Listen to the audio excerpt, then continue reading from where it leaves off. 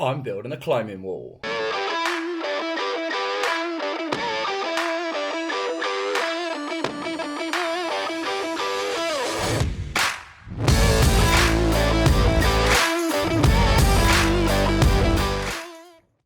So, hello everybody to the next episode. We have a very special one here for you today. As you can probably tell by the video title, I am going to be building a home climbing wall. So this will come about due to obviously the lockdown and me having a quite nice garage that I can use, and obviously not being able to climb. I thought I'd have a go at building one myself. So the way that I kind of started this process was first drawing up some plans, but in the classic climber's style. They are very, very crude plans, which I will show you here.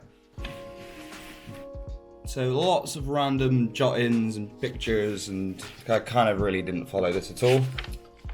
I basically just took a tape measure to my garage, figured out what wood I'm going to need, probably order too much in case anything goes wrong.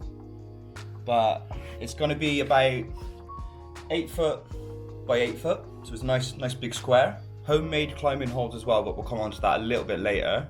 And a really cool thing about this wall that I'm trying to put together is that you're going to be able to change the angle, because we have an old pulley system for lifting engines out of cars. So I'm thinking I'm going to try and incorporate that into it something so we can actually allow it to pivot. More details on that to follow. But I mean, is it going to work? Who knows? Okay, so in terms of measurements, I think these are 440 by 220. So that brings us up to about 8 foot. So as you can see, we've got a nice big area that we're going to use. And then bringing it onto this pulley system, we have this old boy here, which I'm guessing is going to be strong enough. Which we're going to run, probably not these straps, but two sorts of straps to either corner. So it'd be here and here, and then we use the actual system just to kind of lower the wall. So the way that we're going to start this is obviously we're going to build our timber frame underneath with all our support struts, everything we need to make the thing nice and firm.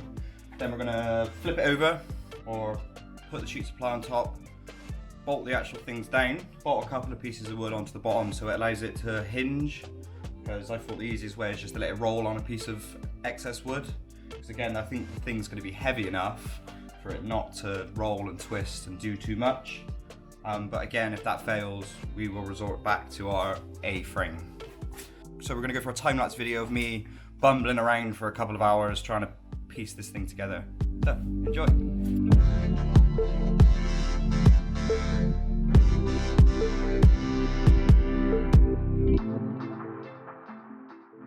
So just kind of putting it into perspective a little bit, for the climber holds that we've been making, we've literally been using random bits of off-cut wood. So like this, we've got a Dremel as well to like hollow out some like pockets, some like bigger jugs for when we get some bigger offcuts. But again, if they don't work as jugs, I mean, we can cut them down and use them as footholds. Maybe some nice pincher blocks, some big old crimps. I mean, there's loads of things you can do with them. Splinters, on the other hand, that might be a problem, so we might have to treat the wood somehow, sand it right down, but I mean, we'll see. We'll see.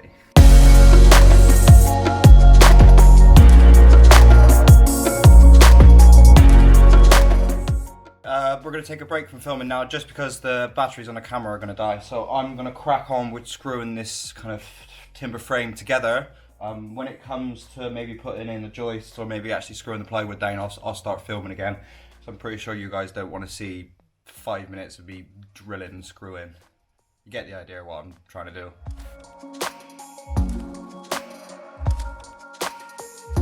Okay, so we've got the main structure of the actual thing done now. We need to put in the joists, the support struts in the middle.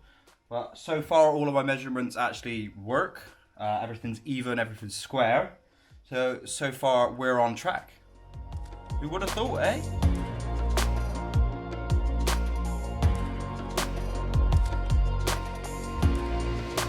Alright, so day 2 now. As you can see, we've actually managed to get our plywood down onto our structure. So I'm just going to potter around and actually fix the thing down. But due to the height of it, we need to take it out through the shutter door, flip it, rotate it, and then bring it back in before we can attach it. So I'm going to need some help from one of my housemates. So let's get screwing.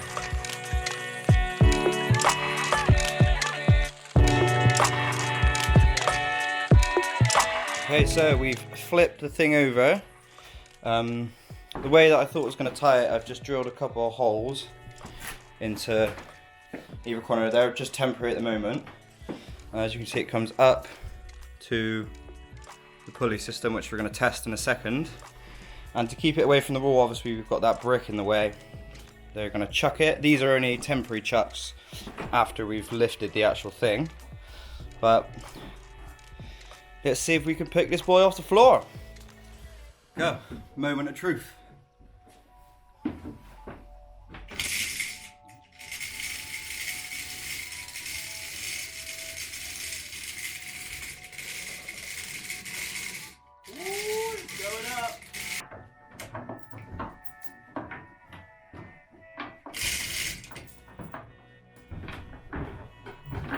It works! So, now we know that the pulley system works, we need to make sure that all of the connections are secure. We need to make sure that this chuck system at the bottom, make sure it stops it from sliding and wobbling too much. There's a little bit of wobble in the wall, and obviously, I don't know if you can see, this pulley system is going to be right back against the wall. Alright, everything's pretty much fixed. We fixed the pulley system so that doesn't slide along the rung anymore. We still need to do the chucks at the bottom to stop it twisting and sliding around a bit. But this is just another test run to see if my top things work. Very descriptive there now. Let's give it a go.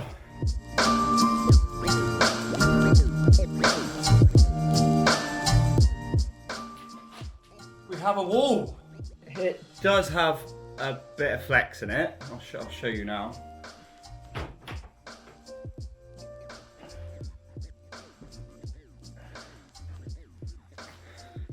But it ain't going anywhere. Just adds to the difficulty, I guess.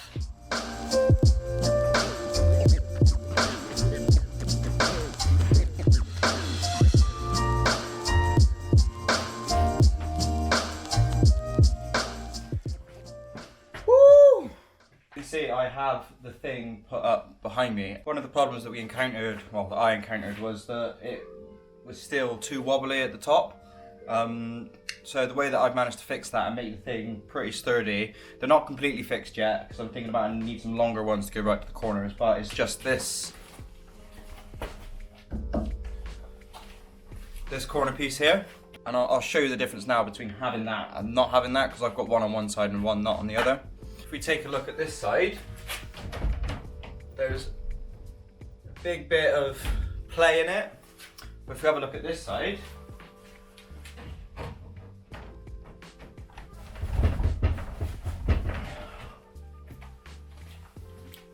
is pretty fixed. So I think we're going to put one on either side, and I feel like that should make the thing nice and stable. So I'm really pleased with how it's come out at the moment. There's a couple holes on there, so I'm going to have a little play. This big crash pad, I know it's not amazing, it's not very wide, but in terms of where you're going to fall, we only really need to protect the head and the back.